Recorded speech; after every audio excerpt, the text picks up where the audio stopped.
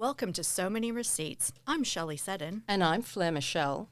We're two entertainment journos based in Sydney, Australia, who love to analyze and talk about all things reality TV and pop culture. Each week, we'll be bringing you our take on what's trending.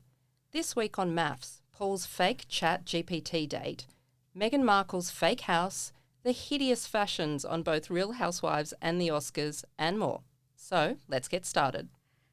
First up is Married at First Sight. Let's talk about Lauren. She is obviously so over being on this show. She complains about everyone sitting around talking about each other's personal lives, but that is literally the show, the experiment that she signed up for, not once, but twice. I think there needs to be a MAFS drinking game. Oh. Every time Lauren says bogan, you have to drink. Okay. Okay, for example, the bogans just keep boganing with their boganic ways. Oh my God, that's like 3 slugs in like one sentence. Everyone will be wasted. Yep. And I thought it was weird that she wore that spicy Marg Club t-shirt, sweatshirt thing. And I actually read that it was an F you to Elliot for his comment that she probably didn't remember their conversation because she had 5 margaritas. So when I found that out, I was like, well played, princess. Well done. Well, I just thought, I thought it's so bogan to even say the word boganic, which apparently is an existing term because unfortunately I had to Google it. Never heard of it before, never want to hear it again. Apparently, to be boganic is to be uncouth and unsophisticated. Yes. Will it be this year's word of the year in the Oxford Dictionary? Yes. Lauren, if it is, you are a bogan. I'm calling it. It's going to be the word of the year. We're only in, March, but it's totally going to be the word of the year. Yeah. So let's talk about Jamie, my queen, girlfriend. I love you, but you need to dial it down a few decibels. Like, her delivery was not good. I think Ree did defend her, maybe not in the public setting, but, you know, Ree's copying it.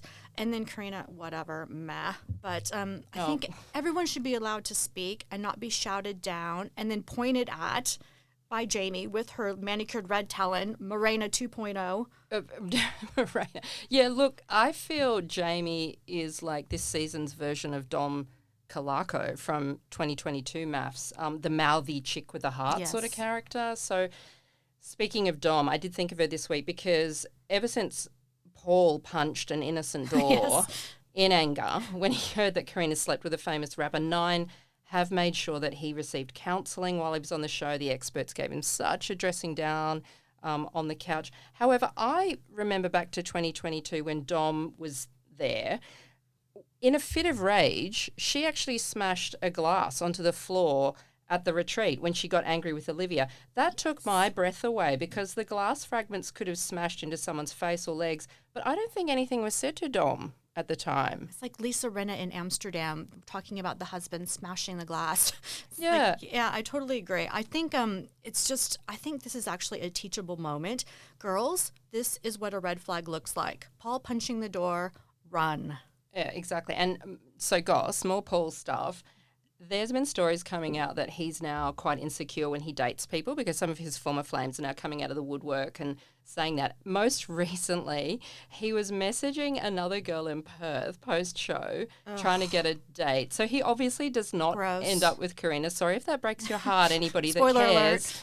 And one of the funniest things about that is that this girl, Emily, posted her screenshots of their text exchanges. I love it when people post text exchange screenshots.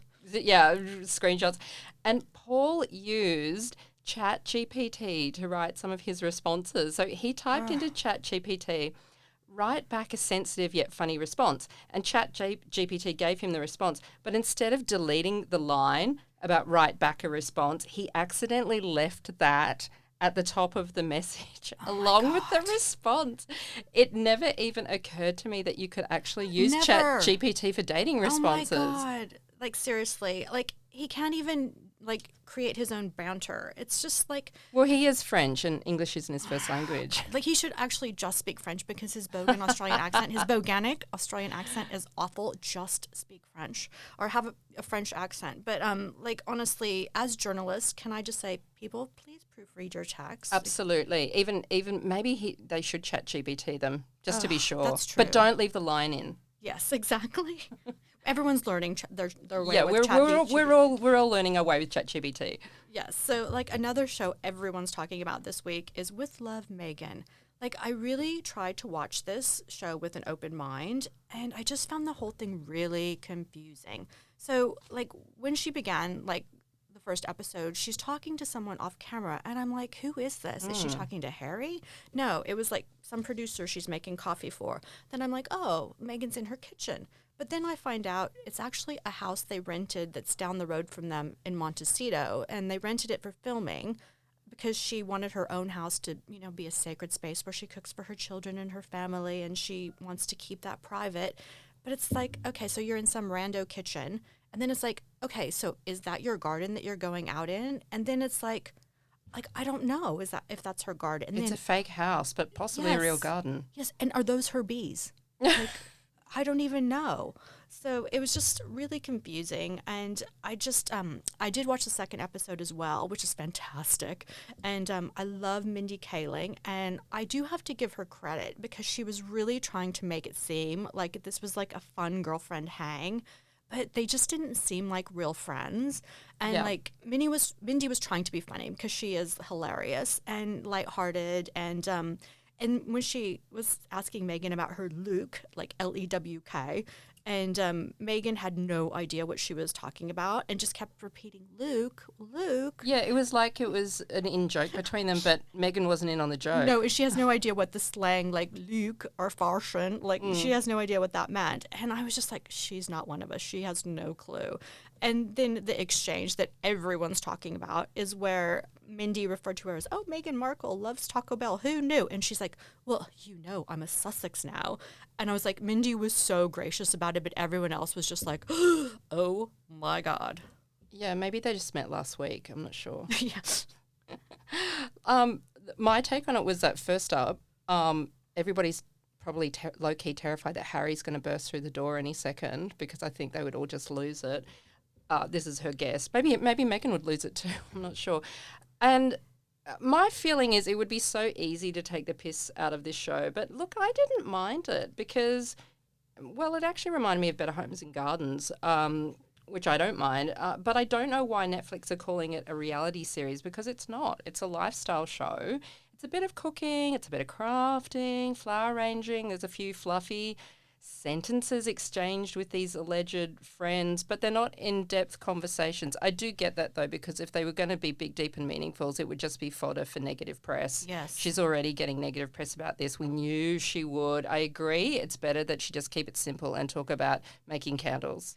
I know, but I agree with you. It's light entertainment. It's not meant to be like this big, huge, massive. It's not thing. reality. It's not a revelation. Yeah, and Harry doesn't really appear. But for me, the bottom line was that Meghan just didn't seem like authentic and relatable, and like her guests are fawning all over her. They take one bite of like boiled spaghetti and they're like, oh my God, this is the best thing I've ever tasted. And I just feel like, it's getting absolutely smashed, in the press. And I think this is going to be the nail in the coffin for their $100 million Netflix deal. And I will say, like, Netflix paid $100 million to watch her arrange fruit in a rainbow on a platter. It's like, it's not like, really. Yeah. What do you think, Flora? Well, look, we'll have to see. I mean, many of their deals have fallen through, so I'm not that confident. But here's the thing, Meghan Markle or Meghan Sussex is such a tricky character. I sort of want to like her, but then we've been reading reports for years that she's bullied staff, which is very off-putting. One person was Jason Norpf, yes, Prince William's former aide, and I did find the receipts on this. Jason said that Meghan bullied junior palace staff and made them cry, and allegedly she'd driven 2 personal assistants to leave. Buckingham Palace had to conduct an investigation, although those findings were never publicly released. And then staff involved in Meghan's projects, such as that defunct Archetypes podcast, also reportedly found the work environment so challenging, toxic, that they either had to resign or get long-term psychological counselling. Post-traumatic stress disorder. Yeah, and a source likened the experience to being in Mean Girls. I mean, it doesn't sound great, does it, Shell? No. I mean, their staff turnover is shocking. And they did hire a new PR person right before the launch of the show, and who's obviously going to try and do some damage control and turn things around. But this person has some very big shoes to fill and a lot of work ahead of them, work cut out for them. Yeah, look, on the other hand, a number of people who have worked with her say she's lovely. Look, maybe she's just a type A personality. She apparently gets up at 5 a.m. and she's brimming with ideas. On the staff turnover, I do also feel that because she and Harry jump from project to project so quickly and some of the ideas peter out really fast, there's probably a lot going on with not a lot of focus, and that can be a demoralising situation to work in that environment. Yes. So let's see if she can hold on to staff for this show, but we will be watching as the season progresses. Yes. Anywho, now let's move on to this week's Real Housewives segment. Starting off with Sydney. Now, we have heard that Pale, Barbie, Martine and Victoria now are not on speaking terms post-show. What is going on? They have had some kind of huge falling out, apparently, even though they live virtually next door, and Victoria brought Martine on the show, told producers about her. I have to say, I don't like that. I think if a housewife anywhere in the world brings you onto the show, introduces you to producers, you need to show them some gratitude and not use that person for the fights, for the storylines, the person that brought you on, That's supposed to be your ally. Yeah, and we've seen that this season with Bronwyn fighting with Lisa on Salt Lake. Lisa was the one that brought Bronwyn onto the show, and even if Lisa was not terribly engaged with Bronwyn throughout the series, I still don't think Bronwyn should have made it her fight with Lisa and how Lisa was ignoring her main storyline, because I just think that's kind of treacherous. She wouldn't be on the show without Lisa. Yes. So stay loyal to the biatch who introduced you to fame, I say. I know, poor Lisa. It's like she brought Angie on the show as well. Yeah. And it's like they're all like turning against her. Yeah, I totally agree. It's like, and just with Real Housewives of Sydney, I really want to love this show, but I just think it's hard when you have members of the cast who refuse to film together. And allegedly, one of the housewives wasn't invited back this year, and the two other housewives gave producers an ultimatum to get her back on the show. So it's obviously Nicole, who didn't even bother to show up for the reunion last year. And I'm guessing it was Christy and Victoria who backed her up and said, she has to be back on the show or we won't be back on the show. Right. And I just think that the show is so boring without Terry and Kate. Yeah. And I do agree with the women that it was very bad manners not to RSVP for the Noosa trip to Christy's house. And I don't understand, why would Kate not even bother to respond? That doesn't seem like a Kate thing. What do you think, Fleur? Well, look, I mean, unless she's doing it to stir up even more drama. Right. Although I do wonder whether a producer told her not to respond. I agree. Who knows? So another thing about this episode was I never know if Victoria is playing for the camera or if she's just really dumb. And I think this episode confirmed she's just not very bright. I mean, that comment to Sally about Kate giving her a pass because she had cancer, that was effing horrendous. Yeah, awful. Please don't go there with that kind of stuff. And I'm not sure why Martine even signed up for this if she's bored right out of the gate. Your job is as a housewife is to talk about other people and have never-ending conversations that go around in circles. For seasons and seasons and seasons. Yes, she obviously didn't get the memo. Right. So we're putting you on notice, Martine. Exactly. So let's go to Beverly Hills next. So Sutton's fashion show, and I use that term very loosely. Yes, oh my please God. do. You think if you have this amazing platform to promote your brand, like a Beverly Beach or, Sutton's circular fashion, you would use it wisely. After that whole episode, I still have no idea what circular and sustainable clothes are. Does it mean that it's made from fabrics that would biodegrade in the soil if you wanted to throw them away? Exactly. Compostable. I went to her website. I'm like, what is this about? Oh my God, the website is so cringe. Oh, I'll have to have a look at that later. Yes, apparently. So what you're saying is about being biodegradable, whatever. It's clothes made from excess inventory and returned goods. What? I still don't understand. Plastic? Can you make fibers out of plastic? Is that is it made out of trash bags? No, it's like I think it's just so if someone returns something and then she just slaps a name and label on it, like what the hell? Okay. But there's this huge section of tacky name merch and things like trucker hats with cats on them, which I think we can call boganic. And Sutton is modeling everything, which it's just cringe. And actually at the end of the thing when she comes out to give, get all the accolades after her fashion show, and she's still banging on about being so needy and wanting her mom to be proud and her daughter to be proud, to fill up that gaping hole in her soul that even her big wallet can't fill. I It know. was so ick. I'm so sick of her bragging how rich she is too. Yes. Whatever. And back to her fashions. I saw an Instagram reel a while ago when she was modelling her own shorts from her own label. Now, I don't like body shaming someone in our demographic, but her legs are like pipe cleaners. There are some people who should never wear shorts. Yes. She's one of them. Sorry, Sutton. And she wears them really high-waisted I was going to say, too. when she went to Garcelle's beach house and had them like under her armpits, like, and everyone was making fun of her. Like, I can't believe she's like this fashion plate. Like, Yeah, I laughed when Bo said, girl, what you doing? Hike him down a little bit, just a few centimetres. However, I did really love the silver sparkly dresses on the Real Housewives of Potomac reunion, which I have to say, Shell, final episode 3 just dropped. One of the most entertaining I've ever seen, because if you haven't seen it yet, Stacey was caught in a huge lie. So if you haven't seen it, basically Wendy's husband Eddie FaceTimed Stacey's now ex-boyfriend TJ backstage, and this was all caught on camera. Eddie said to TJ, hey man, why aren't you here for the reunion? And TJ said, Stacey didn't want me there. She paid me to be her boyfriend on the show, and actually she owes me money and she's whack. oh my God. I can't believe he said the word whack. Whack. Truly, that was one of the craziest things I've ever seen on a Housewives, a complete hot mic moment. In real time, yeah. Yeah, and then Eddie was hauled out onto the couch to repeat this to host Andy Cohen, and then everybody piled on Stacey and said, is this true, including Andy? However, Stacey just said, oh, I'm so shocked he'd say that. I don't know why he'd say that. And Andy kept saying, can you FaceTime him now and just ask him yourself? Great TV. And she just refused, saying, oh, I don't want to give TJ the time of day.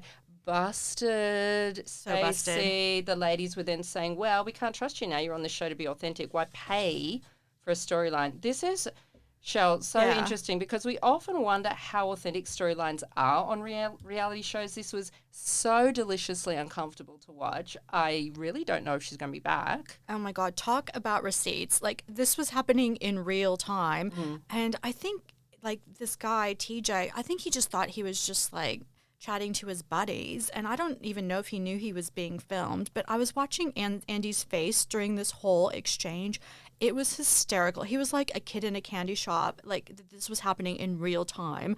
And then when they all started clapping and chanting, bring out Eddie, bring out Eddie. Oh my God, it was so good. Although he's just dropped Watch What Happens Live, his own Andy's own talk show in the last few days. He does not look happy when he's grilling Stacey on Watch What Happens Live about this. He's really trying to get to the heart of it and keeps asking her, look, what happened? You're away from the ladies, just tell me. And she was like a politician. She just kept dodging the questions. So again, busted. I know. Guilty. I think she has a career in politics. She's really good, and she's really good at deflecting and saying a lot of things without saying anything. Yeah, exactly. And it is interesting. I don't know whether people find her so relatable that she is going to be asked back, or whether that's just a faux pas at Bravo. Yeah, I don't know. Yeah. The other huge Potomac news Yes. was that Karen Hugo, who is arguably the main star of the show, grande dame. she has been the star for about 6 years. Yes. She's 61 years old. She's now just started a year-long jail sentence for her 4th DUI charge. So that now makes 2 Real Housewives in jail at the same time, along with Jen Shah from the Real Housewives of Salt Lake, who's serving 3 to 4 years of jail for business fraud. She's already been there for, I think, a few years. Yes. So a writer this week made a joke. Can Bravo just put a few more housewives in jail, a few more, and do a Real Housewives of Prison series? Yes. To which Andy Cohen tweeted back, too soon. But do you think it's too soon? Is it a good idea? Should they do a prison series? Oh my God, that would be amazing. Yeah. I also heard that Elizabeth Holmes, the woman who swindled all of those people out of money with her fake blood drawing business, she's in the same jail as Jen Shah, and they like are besties and work out together. Like, it would be great. There's so many good characters for a prison drama. I know, and it's not great to do something so serious that you end up in prison, but it is those kind of real life storylines that we do find so compelling. Obviously, they have not made up doing something just to get into prison. Yes. So that's why Jen Shah was so compelling to watch when all of that went down on Salt Lake. And I'm sure that, Karen in jail is going to be a hot topic of conversation. Giselle, she says she's going to visit her in jail. I don't think you're allowed cameras in the visiting room. And you're not allowed to wear your wig. Oh, that's right. Giselle said, the first thing out of Giselle's mouth is that's such sad news to hear that she's going away, but she won't be able to wear a wig. There's no glam in prison. No. Oh, gosh. Well, let's move on to Traitors. So the finale and reunion tonight are going to be on Traitors, which reminds me, what is up with Dolores? I have to ask you. I know on New Jersey, she's always Switzerland, but when you're playing a game like Traitors, you have to be strategic with your vote, especially when it's down to the last 6 contestants. And she consistently wastes her vote by voting for some rando when the numbers absolutely matter. And I just want to know, why has no one pulled her up and said, Dolores, dude, get on board with us. We need your vote. There are only 6 of us left. It's do or die time. Why is no one calling Dolores out? Yeah, she seems to kind of struggle on this show, which is a game of strategy. She just throws her vote away every time. And I'm not sure either, because her daughter's a vet and is very intelligent. So obviously maybe she's got some intelligence that she passed on to her daughter, but it doesn't really come across in this show. No. I do love her, though. She's the only one on New Jersey who can fight without screaming. She is very, relatable in that sense. She always brings it on New Jersey, so I love her for that. Yes. So the question tonight on Traitors, will Danielle and her overacting win it all? Or will she be betrayed by her minion Brittany? Or will our girl Gabby grab the gold? And the delightful Dylan. What about Dylan or the random royal? Please, just not Dolores. Who do you want to win? Well, first up, the random royal is Prince Charles's second cousin, Ivor. But I couldn't even remember and he has been in other realities, but we never really remember when he pops up who he is. I forgot he was still there. We have to keep reminding ourselves. Look, I'm definitely team Dylan Efron. Yes. He's a nobody nepo famous brother of Zac Efron. But look, Dylan is cute, he's sweet, he's smart. I really hope he becomes famous after this, but I have no idea if he has any other talents. Yeah, I'm not really sure what he does. I agree. Dylan is definitely delightful, and he's a non-toxic male, unlike the toxic alpha males on Australian Survivor. So I love that the Australian men are being picked off, the alpha males, one by one. Zen, Kent, Rich, Matt, Nash, Max, bye-bye. Yep. The minute you think you're in control and you're talking to the camera saying, I'm in control of this game, everyone's, doing what I want them to do, it's the kiss of death. You've cursed yourself. But I have to say, I'm really loving the girls, Karen, Sarah, and Logan. Logan is playing exactly the kind of game I would play. She's very social, and as a journalist, I would get in there, I would mix it up, ask everyone about their kids, where they live, their partners, their jobs. That's who I am. That's what Logan's doing, and I think she's doing a brilliant job. And it was hilarious that Max actually got voted off with an idol in his pocket. I love it when that happens. As a journalist, I think it'd be terrible at this show because I just want everyone to like each other. I don't want conflict. I don't want drama. I want to hear other people's, but I don't want to cause it. Yes. So I think that would be very difficult for me. I think I would just have low blood sugar the entire time. And I do want to know, how does everyone go to the bathroom? What do they do for the bathroom situation? I'm really hoping at some point on the show we can get a ex-survivor person on to actually tell us the important stuff with how do you go to the bathroom and do they get toilet paper? I know. Is it a hole in the ground? Is it squatting? And they don't have a mirror, which would be really hard. That would be really hard. And that I saw, was it Max was brushing his teeth with charcoal from the fire that too? That was gross. And they all have the sticks. They're just always picking at their teeth with sticks and twigs. That's right. No toothbrush. That would be horrific. It reminded me of a few seasons ago in the Aussie one. One of the I forget her name. She's an AFL commentator now, but she actually went on and she'd obviously had eyeliner tattoo and permanent eyelashes. And I thought that was really great because you can't wear makeup there. So at least her eyelashes looked really good. Yes. Oh, my God. So let's talk about, we're going to do this new thing where each week we talk about our rose and thorn. And my favorite rose this week is a new show on Netflix called Running Point. It's with Kate Hudson. It's so cute. It's about a woman taking over a basketball team. It's kind of a cross between Ted Lasso and Nobody Wants This, and it's written and produced by Mindy Kaling. Great show. So Kate's in this? Kate Hudson is the star of it. Yeah, and Mindy's like the showrunner, and she's written and produced it. Okay. It's really funny. It's got a great cast, and it's kind of like the Mindy Project, if you've ever watched that. But yeah. But it's very much like Ted Lasso, because it's a woman running a team, like Hannah Waddingham and Ted Lasso running a team.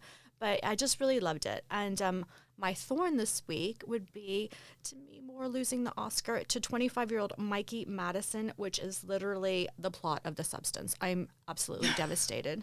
And who even is Mikey Madison? I think, Demi was obviously the sentimental favourite. Yes.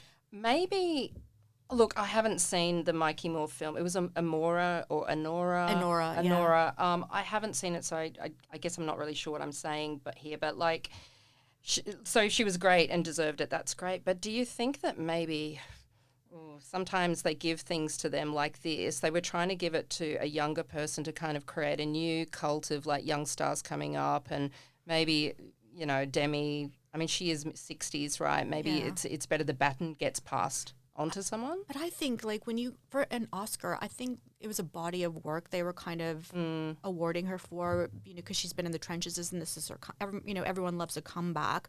I just thought this was her year. Like it might not come around again for her. And this was kind of like a coronation of, this is your amazing career. She looks amazing. It was just kind of like, she was kind of a sure thing. I was shocked.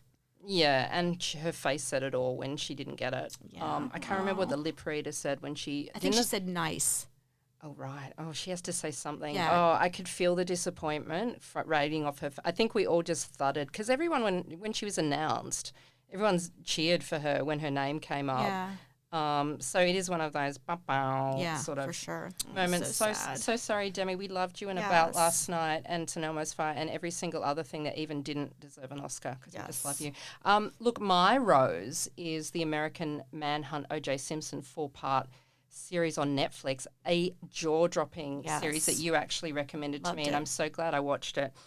I learned something that I never knew in this, that apparently the night Nicole was killed, Nicole Brown, his ex-wife, OJ had seen her in a tight little black dress at their daughter Sydney's dance recital, and later told his house guest, Kate O'Callaghan, who had the world's most crazy mullet hair, that he was furious about it. OJ was furious about the way Nicole looked. So the prosecution thinks maybe that's the reason why he went over to Nicole's house, to actually berate her about this tight black dress, and then it got out of hand and he ended up stabbing her, and then Ron Goldman to death. Poor Ron Goldman just stumbled into this. I always thought that maybe OJ saw them together and got jealous, but apparently Ron did not come onto the scene after OJ had already attacked Nicole, and then OJ hid in a bush when he saw Ron coming up the path, and then he raced out and stabbed him, and then he finished Nicole off. Just awful. I never knew this, Shelley. Had you ever heard of the little black dress theory? Yeah, I had heard of that, but there were like so many things like I didn't know in this, and it was really, really compelling. But the one thing that really bothered me about this was that they constantly cut to these photos of the crime scene of the dead bodies, of like Nicole lying there in the little black dress, and he stabbed her so violently that he almost decapitated her. And they showed Ron's body as well, just, crumpled and bloody and butchered on the sidewalk. And they didn't show it once. They kept cutting to it. And I just thought it was so jarring and just so disturbing. And I thought it was really disrespectful to the families. Yeah, it felt really gratuitous, didn't it? Yes. That they just kept showing that. I mean, I thought maybe it was interesting to see the photos once, to be honest, just so we could understand the context of how violent it was and their positions of where they were. But yeah, the fact that they kept showing them over and over again, I had to look away from for some of them, like, and not linger on it too long, because they are just really, really shocking. But it is a good series if you want to watch it. And the finale, where they show the aftermath of what happened to OJ afterwards and all of that, it's jaw-dropping. He ends up going to jail, as we all know, for selling memorabilia, threatening people with guns, like in a hotel room in Vegas. He gets what he just deserves, but got found guilty in the civil court, fined $33 million. The families never saw any of it. I know, it's disgusting. Not even 1 cent. They said it was all tied up with his assets, and it's really awful. It's very sad. Yeah, good riddance. So, Shol, my thorn was also the Oscars, the trashy see-through dresses worn to the Oscars Vanity Fair after party. Yes. Oh, my goodness. We saw Zoe Kravitz's crack. The Kravitz crack. Megan Thee Stallion's nipple pasties. Ladies, do I need to buy you a coat? Please don't tell me this is a new fashion trend I need to get on board with. I blame Kanye West and Bianca Censori for this trend. I totally blame them. And Julia Fox, former Kanye girlfriend, in that sheer hairdress, like showing everything. Oh my God, disgusting. And Olivia Wilde in some house dress nightgown thing. It's just, please stop. It's disgusting. It was nighty meets mosquito net meets old grandma's curtains, and her smoky eye makeup. I know smoky eye is a thing.